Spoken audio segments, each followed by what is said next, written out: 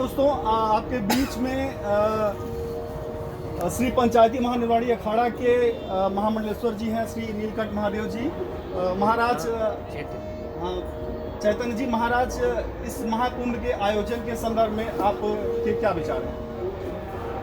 श्री नीलकंठ महादेव संतोष आश्रम सोजत सिटी राजस्थान हमारा आश्रम है महाराज का, और मैं मेरे गुरु महाराज ब्रह्मलीन स्वामी संतोष गिरी महाराज का स एव ज्येष्ठ से एव कनिष्ठ, नहीं छोटा और नहीं बड़ा एक शिष्य हूँ। जी महाराज, हम गुरु जी के चरणों में बचपन अवस्था से रहे और गुरु की कृपा से हम शास्त्र के अंदर ये जो पर्व की आराधना के अंदर, और हमारे पूज्य गुरुदेव 1994 के अंदर प्रवलीन हो गए।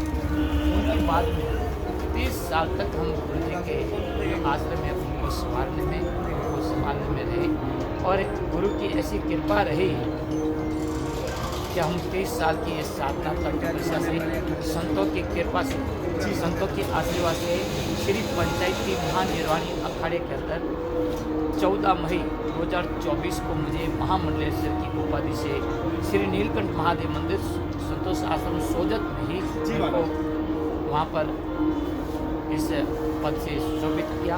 उनके बाद में ये मेरा पहला कुंभ का मेला प्रयागराज, और इसको महाकुंभ की संज्ञा भी जो 144 साल के बाद में ये आ रहा है। मेरे कुंभ के अंदर ये पहला शिविर है। उनके अंदर मैं आता रहता हूँ, परंतु ये शिविर जो है ये प्रथम बार मेरा शिविर है, और गुरु कृपा से और संतों की कृपा से ये शिविर मुझे इस महाकुंभ के अंदर जो मेन जो पॉइंट है, काली सड़क और शंकराचार्य मार्ग और शास्त्री ब्रिज के पास में है। यहाँ पर आने वाले सब श्रद्धालु यहाँ पर गुरु महाराज के दर्शन करते हैं, माँ गंगा का स्नान करते हैं।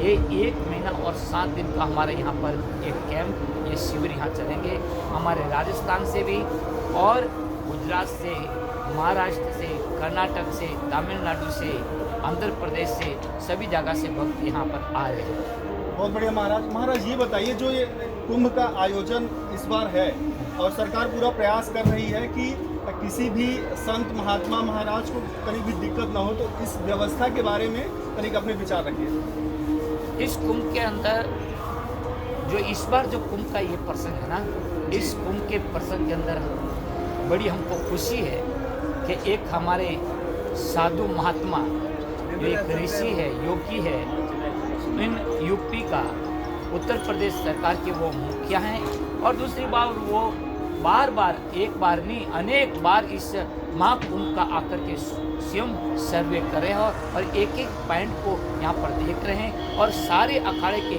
संत महात्माओं से भी खुद रजू मिल रहे हैं और सारी व्यवस्था को देख रहे हैं। हमको अपार खुशी है आज इस बार योगी जी के इस महाकुंभ के आयोजन को देखकर।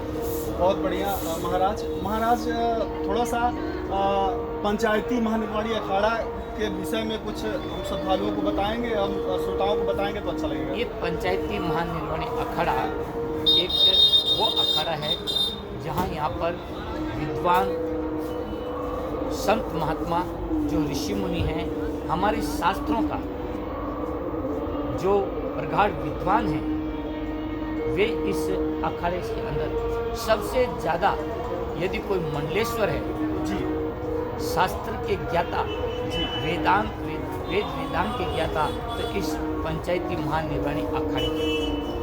अच्छा महाराज, मैंने देखा कि लगभग सभी अखाड़े भंडारे का आयोजन करते हैं, तो ये भंडारे का आयोजन किसी विशेष तिथि को रहता है कि प्रतिदिन जब तक ये चलेगा कुंभ तब तक रहेगा? नहीं, कोई तिथि विशेष नहीं होता है। ये जो पूरा कुंभ है, पूरे कुंभ के अंदर ये भंडारों का आयोजन होता रहता है। जब तक जिसने जो कैंप लगाया है उनका जब तक कैंप रहता है तब तक यहाँ पर भंडारा चलता है। कोई यहाँ पर ऐसा नहीं कि भाई मकर संक्रांति है उसी दिन होगा, या मौनी अमावस्या होगी उसी दिन होगा, या बसंत पंचमी होगी उसी दिन होगा, या कोई पूर्णिमा है तब होगा। नहीं, यहाँ कुंभ के अंदर बड़ी एक भारतीय संस्कृति एक ऐसी है जहाँ पर ये विश्व में सबसे पहला ये ऐसा ये मेला है जहाँ किसी प्रकार की कोई बड़े सुंदर ढंग से यहाँ पर ये अपने सनातन धर्म के अंदर ये आयोजन अच्छा महाराज, दो शब्द इस महाकुंभ की महिमा के संदर्भ में बताते हैं। महाकुंभ की महिमा तो क्या कहे, ज्ञान भक्ति और वैराग्य से पूर्ण होती है माँ गंगा, यमुना और सरस्वती की।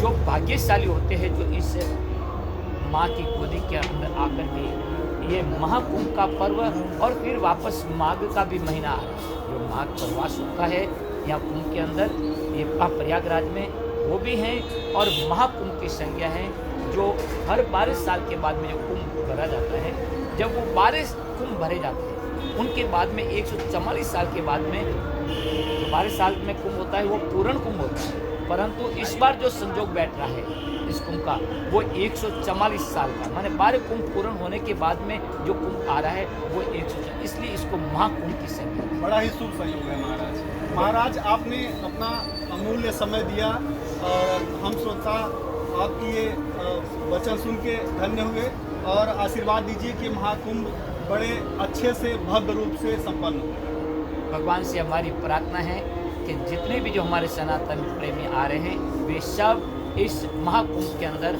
आनंद से पधारे और माँ गंगा और त्रिवेणी संगम का वे अपने जीवन को अंदर डुबकी लगाकर अपने श्रेय और प्रेम को प्राप्त करें, सब सुख शांति को प्राप्त करें। सर्वे भवन्तु सुखिनः सर्वे सन्तु निरामयाः। सब लोग सुख और शांति और आनंद प्राप्त करें, ऐसी हम शुभकामनाएं।